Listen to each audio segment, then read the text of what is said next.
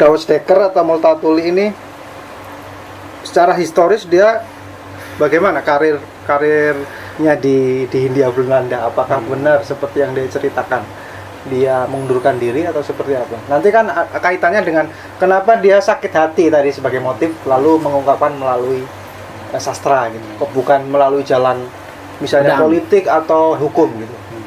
Apakah seperti itu tidak banyak mendetail ya, karena aku belum baca biografi selengkapnya, tapi dari referensi yang ada yang minim ini dari cerita juga dari Bang Ben tadi sebenarnya seperti generasi awalnya dia itu Dekkernya beda. Itu Dekker yang terkenal tiga serangkai itu sepupunya atau kemanakannya Bang ya? Itu beda. Itu Edward.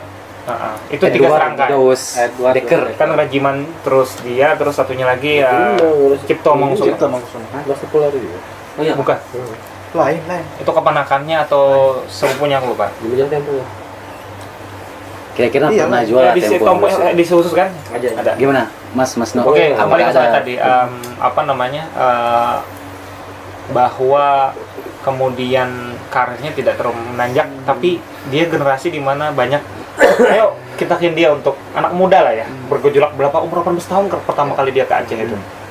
Jadi dia empat abahnya dan keluarga ke sini, kemudian berkarir dengan kemampuan pendidikan yang cukup lumayan sebagai pejabat karir yang mulai dari bawah ya, PNS antenar. Kemudian bermasalah tadi saya cerita adegan produk sangat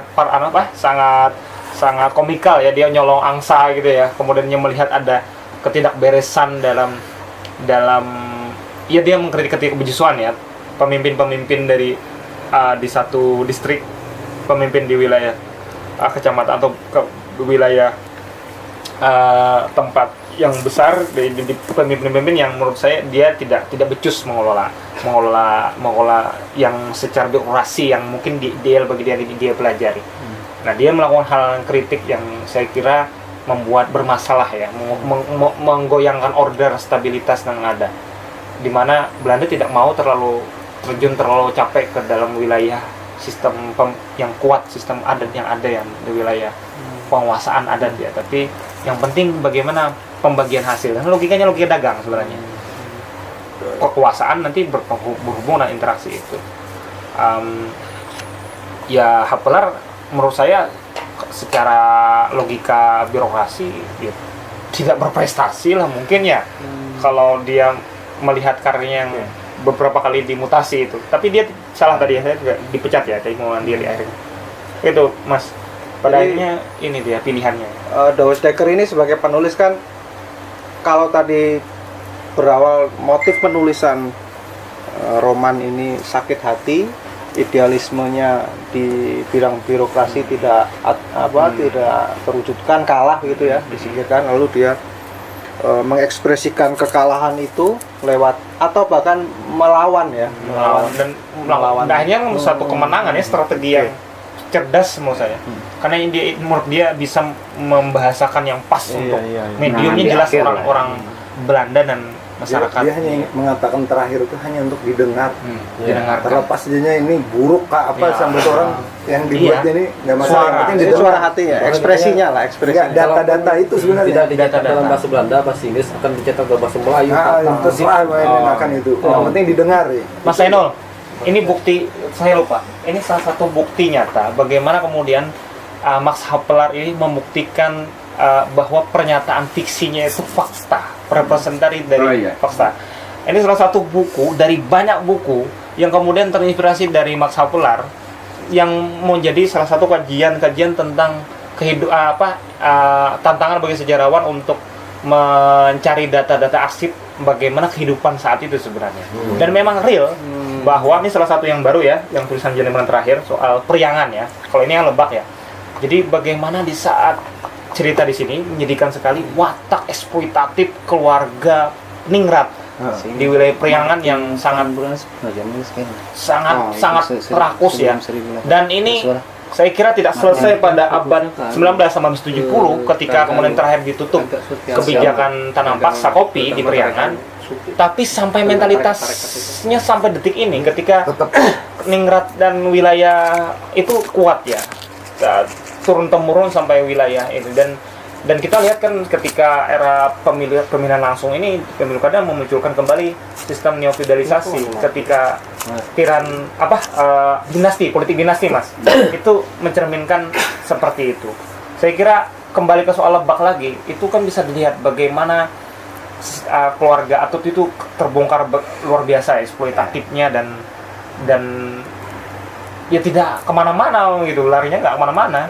Kondisinya sangat memprihatinkan, baik segi pendidikan, kesejahteraan dan sebagainya. Dan sistem feodal itu juga betul kata Bang Ben tadi, sebenarnya ya nggak cuma yang salah tuh yang di atas, tapi lapisan bawahnya juga mengamininya kan. Itulah silang sengkarutnya tuh ya. Sistem kepercayaan inilah bias-biasan itu bias-bias mistisisme keagamaan mereka Masuk tasawuf di sini. saat itu gitulah.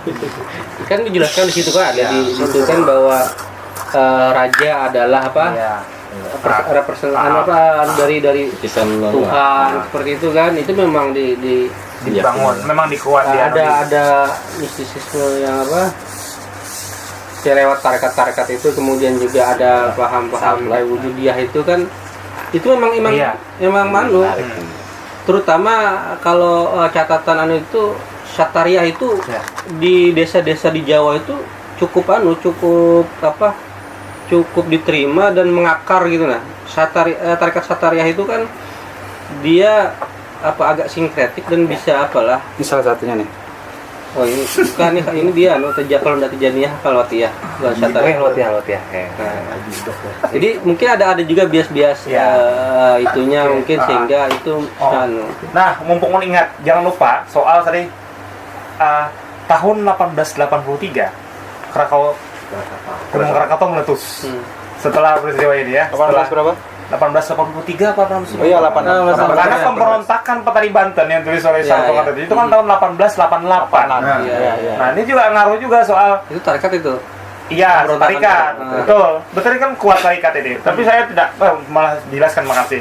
Jadi kemudian kekhawatiran itu terbukti oleh Hovelar itu ya. Terlepas soal kemudian Krakatau yang meletus ya.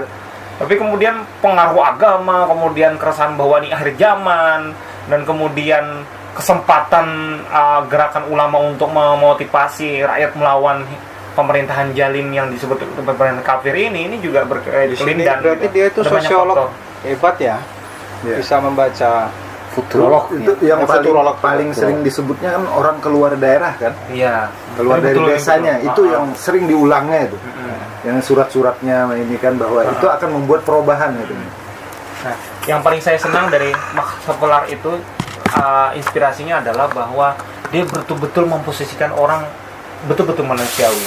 Jadi bahkan seorang siapa tadi yang maklar kopi tadi, itu pun ada sisi-sisi yang manusiawi. Jadi tidak Manician lah, tidak hitam putih gitu ya. Jadi melihat orang itu Saijah itu majikannya di Batavia itu sangat sayang sama dia. Sangat mendidik dia, dan itu orang Belanda gitu loh. Jadi nggak serta-merta bahwa inilah nggak bisa sebagai manusia tuh ya ada orang yang baik, ada yang buruk, walaupun dia Yahudi, walaupun dia Kristen atau sebagainya ya. Jadi ya itu yang tidak kita wariskan, kadang-kadang kita lupa. Itu pengaruh Lutherian tadi. Ya. Jadi Saijah itu dalam pikirannya dia ingin mendapatkan kerbau dua kan? Kerbau dua. Tapi harus bersikap apa? Saya harus bersikap baik. Iya. Karena dengan bersikap seperti itu aku akan mendapatkan lebih mudah. Betul. Itu Lutherian. Itu Lutherian banget ya. Lutherian.